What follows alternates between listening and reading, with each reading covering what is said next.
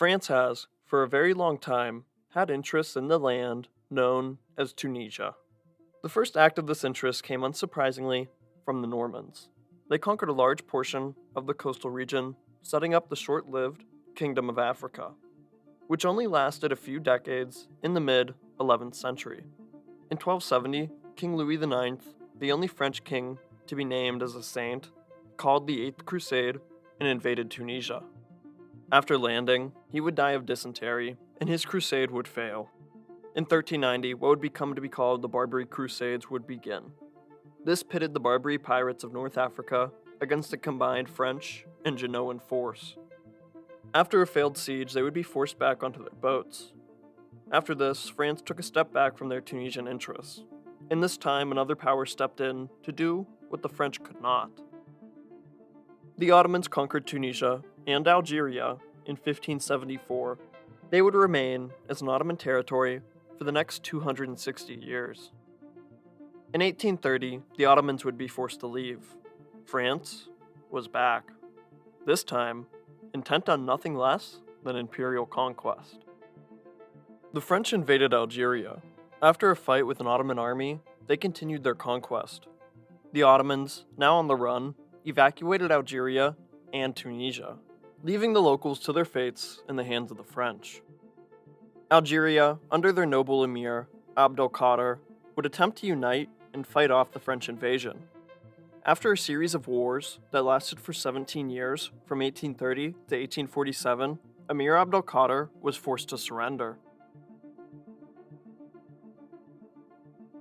All of Algeria would then become a French colony.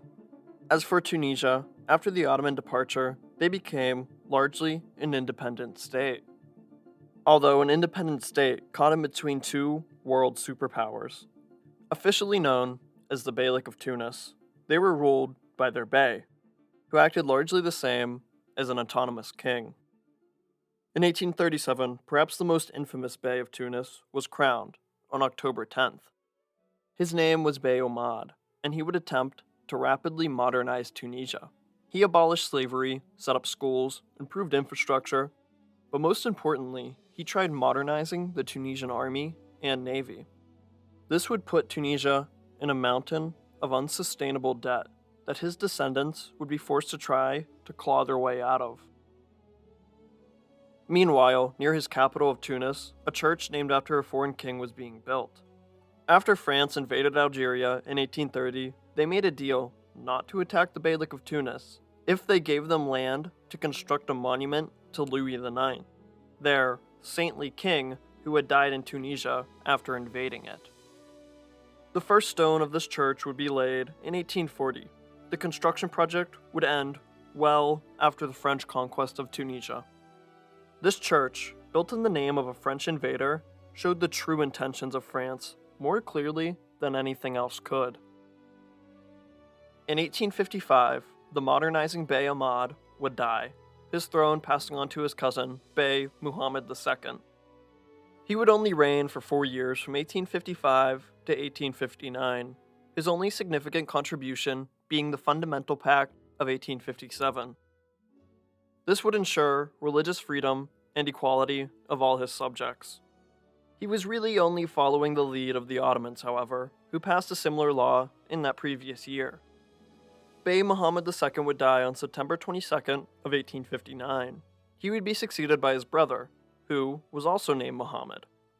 His full name was Muhammad as-Sadiq. To distinguish him from his brother, he would then be referred to as Bey Sadiq. He would be the last independent bey of Tunis. In 1861, 2 years into his reign, Bey Sadiq does something groundbreaking. On the 23rd of April, he puts forward the first written legal constitution in the Arab-speaking world. His government would be based on the American model, with judiciary, executive, and legislative branches. This constitution also gave Muslims and non-Muslims alike the right to buy, sell, and own property. This drove the interests of European businessmen, especially the French and British, who started flooding in, seeking economic opportunity. Some, namely the majority local Muslims, were not so happy about this constitution. The constitution also acted as a military reform. requiring all men who could not pay their way out of it to be enlisted in the military for a total of 8 years. This left the poor, who had to serve, angered by this new government, and trained militarily. Bey Sadiq had managed to frustrate the two largest overlapping groups in Tunisia, the Muslims and the poor. Tensions then rose into an eventual civil war that started in 1864.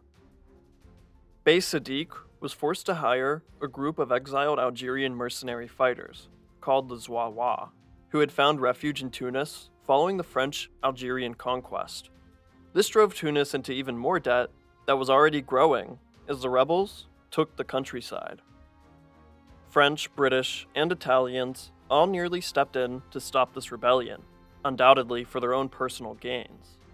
France even went as far as stationing an army right on the border shared between Algeria and Tunisia. The Ottomans, to a small degree, assisted Bey Sadiq, and this would eventually lead to his victory over the rebels in 1865. In an effort to repair his broke and now war-torn country, Bey Sadiq continued seeking out more loans. From Cairo to Istanbul and all the way to Paris, he took out loans from Jews, Muslims, and Christians alike. By 1865, Tunisia was well into over 200 million francs in debt. That's more than 16 trillion US dollars in modern estimates. This is an absurd amount to expect a small nation such as Tunisia to pay back. In January of 1866, the French banks called. They wanted their money back. After a poor harvest season, Tunisia was in no place to pay. Instead, they took another loan to the tune of another 100 million francs. By 1868, the situation had worsened further. Now, they couldn't even partially pay back any of their loans, and banks simply stopped lending them money. Tunisia was bankrupt. They were now at the mercy of the banks. In 1869, the International Debt Commission of Tunisia was set up. They would take control of the entirety of the Tunisian tax system. The members of this debt commission were mainly European, and they had just turned Tunisia into an unofficial debt colony. Tunisia would never pay off its debt, although in name, it would remain independent. In 1880, France occupied Senegal, and next, looked towards their already claimed territory in Algeria. In 1881, France found a reason to invade and take Tunisia, and own it more than just fiscally. Their casus belli was the 3,000 Zouawa mercenaries that Bey Sadiq had hired to help quell his civil war. Most had remained in Tunisia after the war's end. Supposedly, these former mercenaries began raiding French settlements in Algeria. Supposedly. French sources are the only ones for these attacks. The French were really trying to just continue their Algerian war in Tunisia by blaming the same people who they had fought against more than 30 years ago. The invasion began on the 28th of April, 1881. 2,800 French soldiers under General Leonard Leopold Forgamel started advancing towards the city of Tunis from Algeria.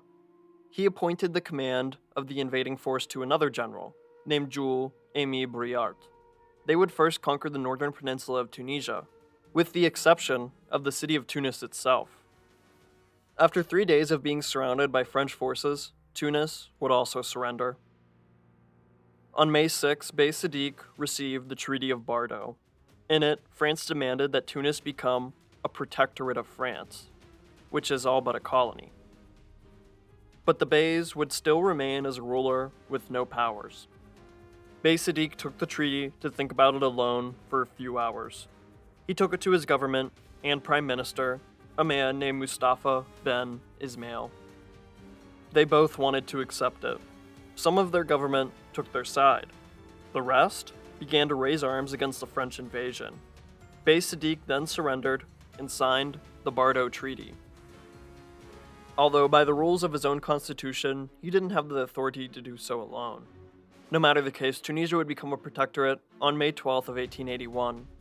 On June 10th, the conflict would really begin. Most of the unconquered southern section of Tunisia revolted. The city of Cairo was the epicenter of the rebellion. The French Prime Minister, Jules Ferry, would order for more troops to be sent to quell these rebellions. 3,600 soldiers would be sent, and 6 ironclad battleships that Tunisian boats could do nothing about.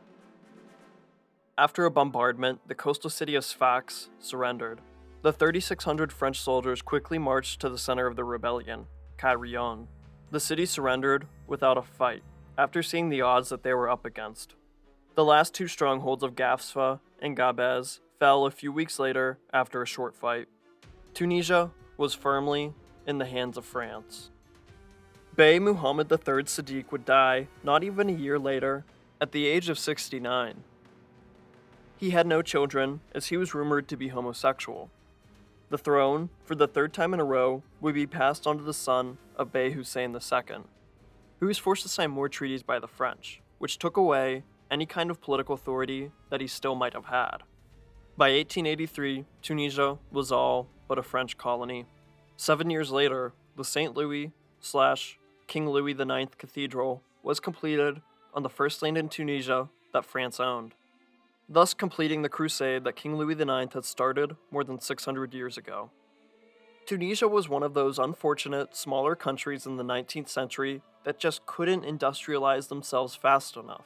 Smushed between the Ottomans and French that both wanted them, and who they were both in debt to, the takeover was first through the banks, and then suddenly, as Europe split them in a conference that they weren't even invited to.